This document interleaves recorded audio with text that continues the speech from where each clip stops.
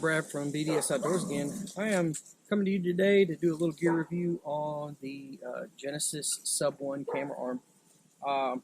Super cool system, super light. I am definitely enjoying it compared to my Muddy Outfitter that I was running the last couple seasons.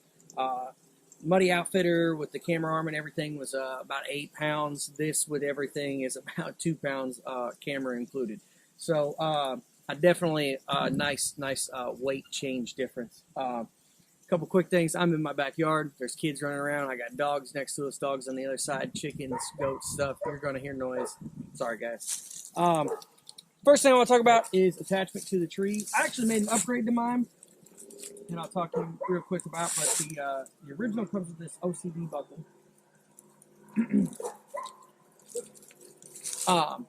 And I'll show you the difference here.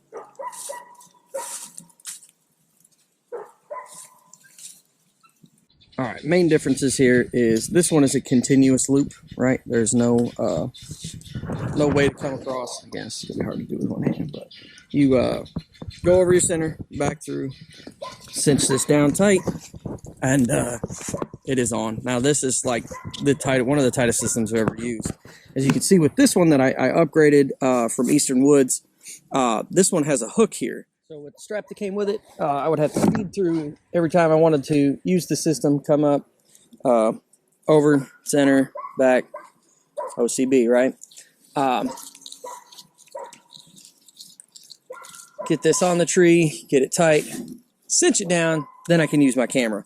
With this system, I do that once, and then I just have to make height or girth adjustments with this. So I take this gold buckle, I slip it on, I find the size of the tree I want to use. I take my attachment method and level this out, and boom, we're there. Okay, so next let's talk about just components of the arm itself. So obviously fluid head's not included here, but I have the 3-arm version. When you order, you're not going to consider this an arm. So 1, 2, 3 being 3 total arms. I was a little confused when it came. I thought I got a 4-arm. I didn't know what was going on. It was I had to talk to Austin himself, but I got it figured out. And now we're cooking with peanut oil here. But so basically, I didn't level this, but comes with that. It has a mechanism here to level yourself out. Oops, sorry. Get that bar in the middle. Mechanism to level yourself out, and that's kind of why that 1 bar is not considered, because once you get it, if you have to go pitched one way or the other, you're down to just your 3 total bars. But once you get it where you want it, you level it out. It does come with a nice little level here that I can, in a second here, I'll level everything out and show you how it doesn't bend or move when you're up in the air. But this is all aluminum. I found some stealth strips finally that I had put away somewhere safe and lost. So I'm going to just go ahead and stealth strip this whole thing out. Not that it's noisy or that there's anything I'm worried about, but just the fact that, you know, it looks nice. And if anything metal does hit it, like my release or anything like that, it stays pretty quiet. All right, we'll kind of go through operation here real fast. Like I said, I've upgraded my strap here. I find that to be way easier than having to feed all this through. I've talked with Austin about it.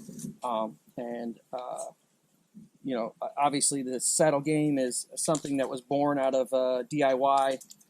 You know, Austin's seen a need with his 3D printing stuff, and that's how we ended up in this situation. But so I'd come to a tree, I'd take this, settle it where I want about. I like to film right about my belly button height.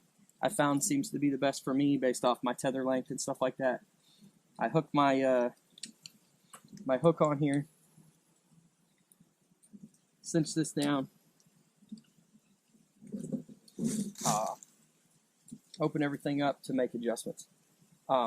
Also, as you can see, I put these 2 little things on here. I hang my quiver and like a grunt call and stuff off of here, so it's like just right here. Everyone else is using, you know, those big straps and things up here. I like everything down close where I can grab it, be back in it and back. So hang my grunt call off this one, hang my quiver off this one. I can get to everything real fast if I need to in a pinch when there's deer in front of me. So yeah, so we use this. We find our level here. get that figured out.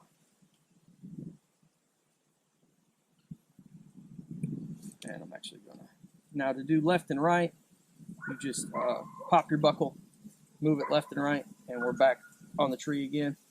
Now that I've moved it a little, and boom, 100%.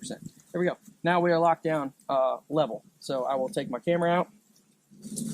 I am not using the fluid head that Austin recommends. I found a clone on Amazon of that mini rig or whatever it is that he recommends. This is a clone of it. A little bit beefier, a little bit more weight to it, but it was like 50% off. And then it had like a little coupon attached to it. And I ended up paying like, I think $15 or $12 for this system. So it was kind of a no-brainer to just try it. If I didn't like it, I could switch it out for the better one.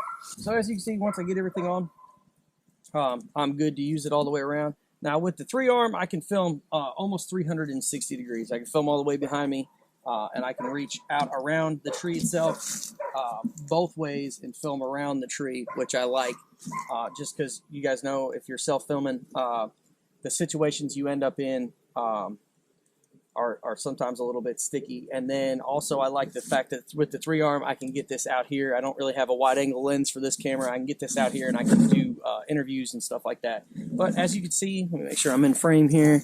Yeah, as you can see, there's not a lot of bounce out at the end. And it does recover very fast.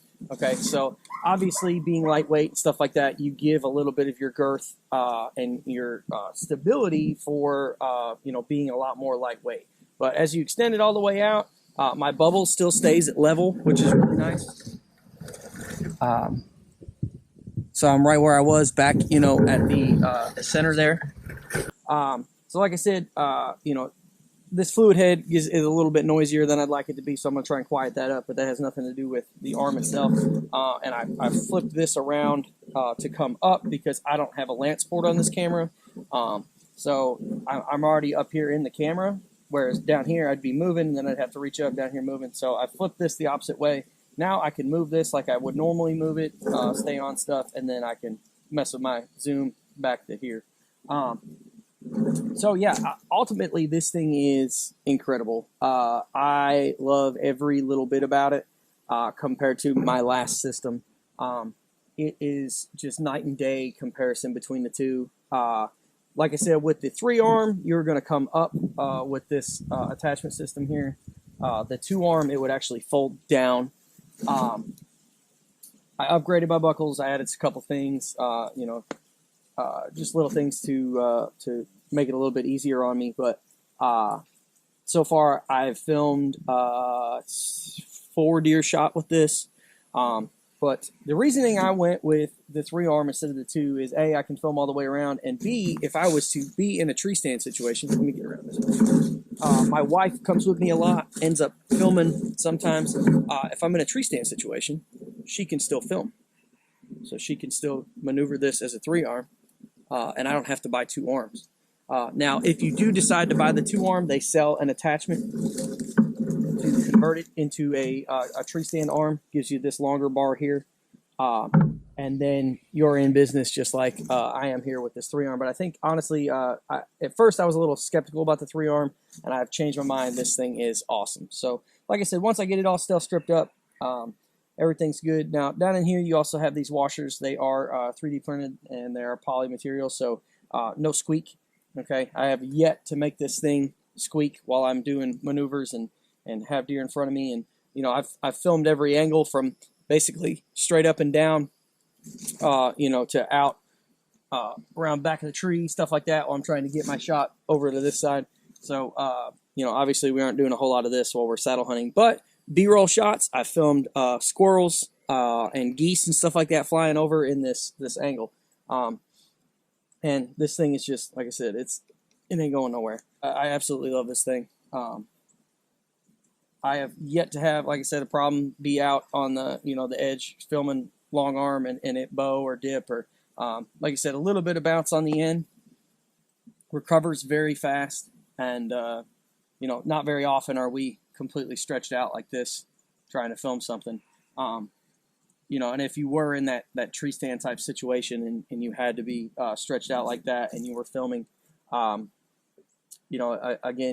you can either go with this that's under a pound, or you can go with something like the Muddy camera arm that's not going to have any bounce, but it's going to be 8 pounds. So, you know, you lose some areas, you win some areas when you sacrifice weight. The biggest issue I had with my Muddy is like I couldn't swing it through my bridge, right? So like I'd be in here and my bridge would be locked on. I couldn't swing through here. Well, with this, I definitely can swing this either way I need to. Keep arms different ways to get configured out the way I need to, and it's very little movement in the tree to get that shot you're looking for.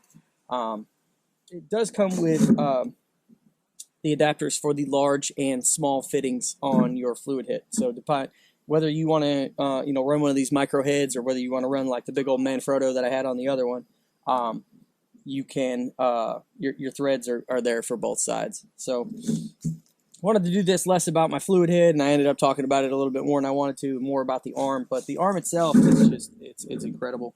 I've had absolutely zero problems with it so far, and yeah, cannot wait to continue using it throughout the next couple of years. So again, this is the Genesis 3D printing camera arm. I have the 3-arm version. They sell the 2-arm version. Difference is 3-arm version is $180. 2-arm version is $150. Obviously, you'd have this would be inverted upside down, and it would drop down in your 2-arm version versus up, or like I have to pull mine up. Again, I've been using this for the last month or so, hunted all through the rut with it. Dropped my weight 5 or 6 pounds almost immediately, and you will see this in some upcoming videos that I got once I get into the month of November. So, yeah, definitely check out their site. Check out the Bowhunter Chronicles podcast and all the stuff they do on their YouTube page. And check out my YouTube for my upcoming videos featuring this bad boy on my main camera here. So definitely go get you one. It's about half the price point of its competitors, which is what drove me to it.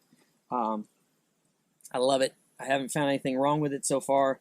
And then again, Austin is super receptive to things. Yeah, definitely like, follow, subscribe, and we'll see you on the next video. So good luck, guys.